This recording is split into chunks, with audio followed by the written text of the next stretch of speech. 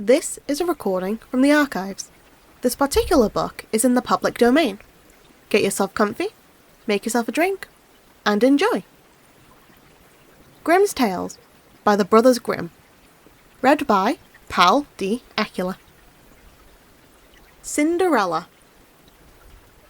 A rich man's wife became sick, and when she felt that her end was drawing near, she called her only daughter to her bedside and said, "Dear child, remain pious and good, and then our dear God will always protect you, and I will look down on you from the heaven and be near you." With this, she closed her eyes and died. The girl went out to her mother's grave every day and wept, and she remained pious and good. When winter came, the snow spread a white cloth over the grave, and when the spring sun had removed it again, the man took himself another wife. This wife brought 2 daughters into the house with her. They were beautiful, with fair faces, but evil and dark hearts. Times soon grew very bad for the poor stepchild. "Why should that stupid goose sit in the parlour with us?" they said. "If she wants to eat bread, she will have to earn it. Out with this kitchen maid." They took her beautiful clothes away from her, dressed her in an old grey smock, and gave her wooden shoes. "Just look at the proud princess! How decked out she is!" they shouted and laughed as they led her into the kitchen.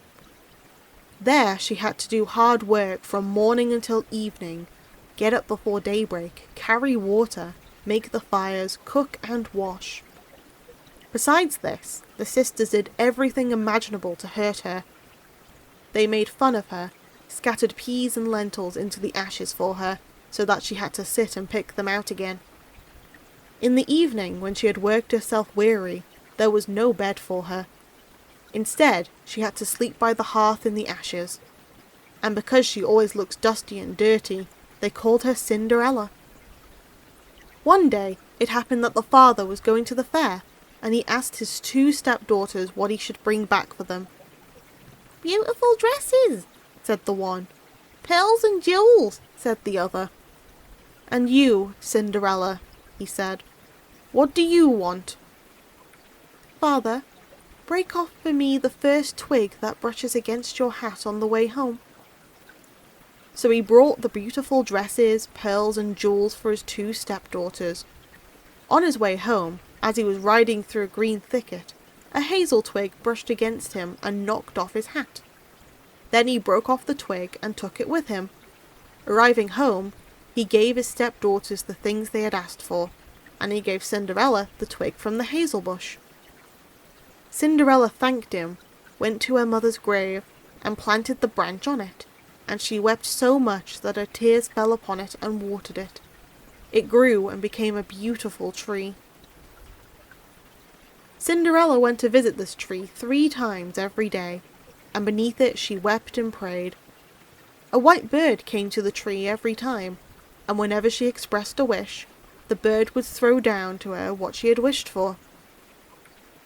Now it happened that the king proclaimed a festival that was to last 3 days. All the beautiful young girls in the land were invited, so that his son could select a bride for himself. When the 2 stepsisters heard that they too had been invited, they were in high spirits. They called Cinderella, saying, "Comb our hair for us, brush our shoes and fasten our buckles. We're going to the festival at the king's castle." Cinderella obeyed, but wept, because she too would have liked to go to the dance with them. She begged her stepmother to allow her to go. "You, Cinderella," she said. "You, all covered with dust and dirt, and you want to go to the festival? You have neither clothes nor shoes, and yet you want to dance." However, because Cinderella kept asking, the stepmother finally said, "I have scattered a bowl of lentils into the ashes for you. If you can pick them out again in 2 hours, then you may go with us." The girl went through the back door to the garden and called out, "You tame pigeons, you turtle doves, and all you birds beneath the sky, come and help me to gather. The good ones go into the pot, the bad ones go into your crop. 2 white pigeons came in through the kitchen window, and then the turtle doves, and finally all the birds beneath the sky came whirring and swarming in, and lit around the ashes.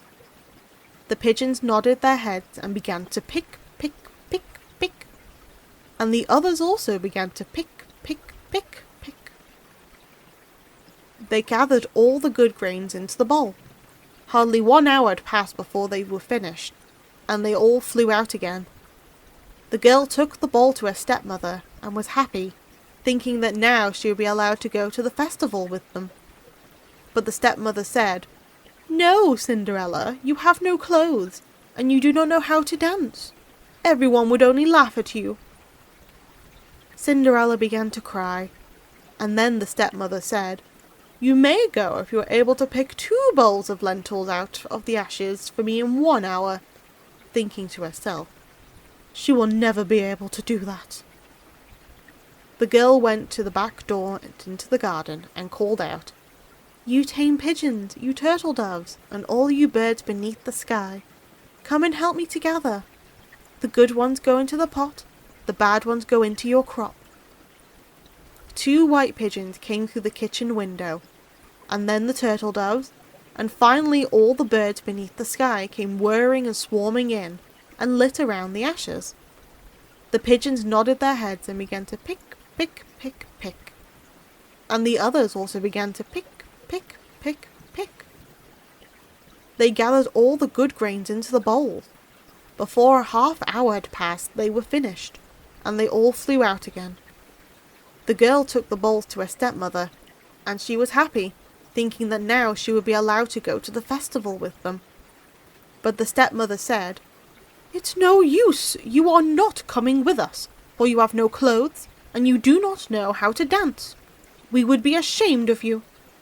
With this, she turned her back on Cinderella, and hurried away with her 2 proud daughters. Now that no one else was at home, Cinderella went to her mother's grave beneath the hazel tree and cried out, "Shake and quiver, little tree, throw gold and silver down to me." Then the bird threw a gold and silver dress down to her, and slippers embroidered with silk and silver. She quickly put on the dress and went to the festival. Her stepsisters and stepmother did not recognize her. They thought she must be a foreign princess, for she looked so beautiful in the golden dress. They never thought once it was Cinderella. They thought that she was sitting at home in the dirt, looking for lentils in the ashes. The prince approached her, took her by the hand, and danced with her.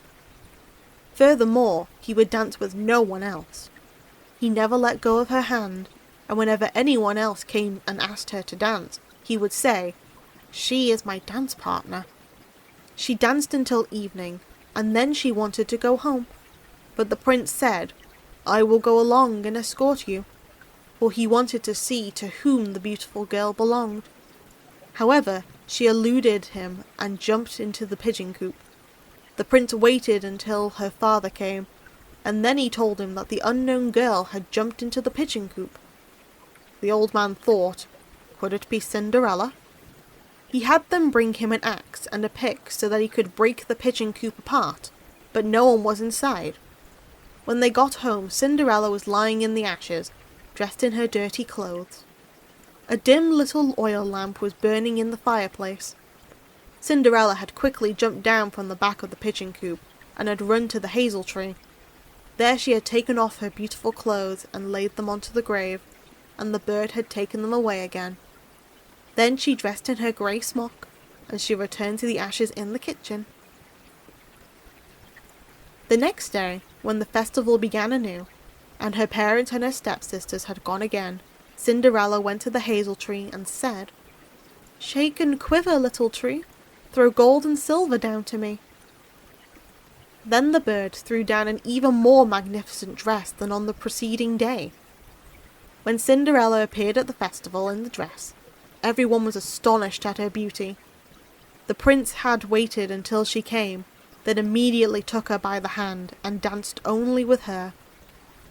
When others came and asked her to dance with them, he said, "She is my dance partner." When the evening came, she wanted to leave, and the prince followed her, wanting to see into which house she went. But she ran away from him into the garden behind the house. A beautiful tall tree stood there, on which hung the most magnificent pears. She climbed as nimbly as a squirrel into the branches, and the prince did not know where she had gone. He waited until her father came, then said to him, "The unknown girl has eluded me, and I believe she has climbed up the pear tree." Her father thought, could it be Cinderella? He had an axe brought to him and cut down the tree, but no one was in it. When they came to the kitchen, Cinderella was lying there in the ashes, as usual, for she had jumped down from the other side of the tree, had taken the beautiful dress back to the bird in the hazel tree, and had put on her grey smock. On the third day, when her parents and sisters had gone away, Cinderella went to her mother's grave and said to the tree, "Shake and quiver, little tree. Throw gold and silver down to me." This time the bird threw down to her a dress that was more splendid and magnificent than any she had yet had, and the slippers were of pure gold. When she arrived at the festival in this dress, everyone was so astonished that they did not know what to say. The prince danced only with her, and whenever anyone else asked her to dance, he would say, "She is my dance partner." When evening came, Cinderella wanted to leave, and the prince tried to escort her, but she ran away from him so quickly that he could not follow her. The prince, however, had set a trap. He had the entire stairway smeared with pitch. When she ran down the stairs, her left slipper stuck in the pitch. The prince picked it up. It was small and dainty, and of pure gold. The next morning, he went with it to the man and said to him, "No one shall be my wife except for the one whose foot fits this golden shoe." The two sisters were happy to hear this, for they had pretty feet.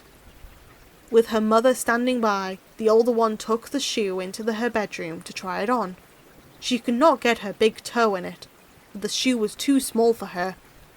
Then her mother gave her a knife and said, "Cut off your toe. When you are queen, you will no longer have to go on foot." The girl cut off her toe, forced her foot into the shoe, swallowed the pain, and went out to the prince. He took her on his horse as his bride and rode away with her. However, they had to ride past the grave, and there, on the hazel tree, sat the two pigeons crying out, "Rook-de-goo, rook-de-goo, there's blood on the shoe. The shoe is too tight, the bride is not right." Then he looked at her foot and saw how the blood was running from it. He turned his horse around and took the false bride home again, saying that she was not the right one, and that the other sister should try on the shoe. She went into the bedroom and got her toes into the shoe all right, but her heel was too large. Then her mother gave her the knife and said, "Cut a piece off your heel. When you are queen, you will no longer have to go on foot." The girl cut a piece of her heel, forced her foot into the shoe, swallowed the pain, and went out to the prince. He took her on his horse as his bride and rode away with her. When they passed the hazel tree, the two pigeons were sitting in it, and they cried out, "Rook-de-goo, rook-de-goo, there's blood in the shoe. The shoe is too tight, the bride is not right." He looked down at her foot and saw how the blood was running out of her shoe, and how it had stained her white stocking all red. Then he turned his horse around and took the false bride home again.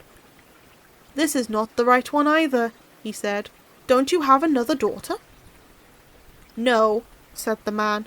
"There is only a deformed little Cinderella from my first wife, but she cannot possibly be the bride." The prince told him to send her to him, but the mother answered, "Oh no, she is much too dirty. She cannot be seen." But the prince insisted on it, and they had to call Cinderella.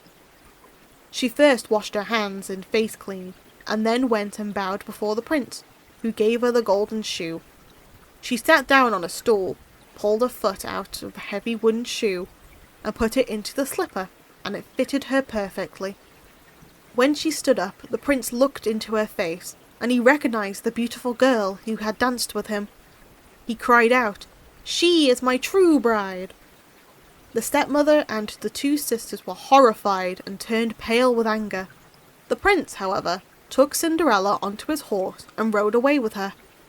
As they passed by the hazel tree, the two white pigeons cried out, "Rook-de-goo, rook-de-goo, no bloods in the shoe.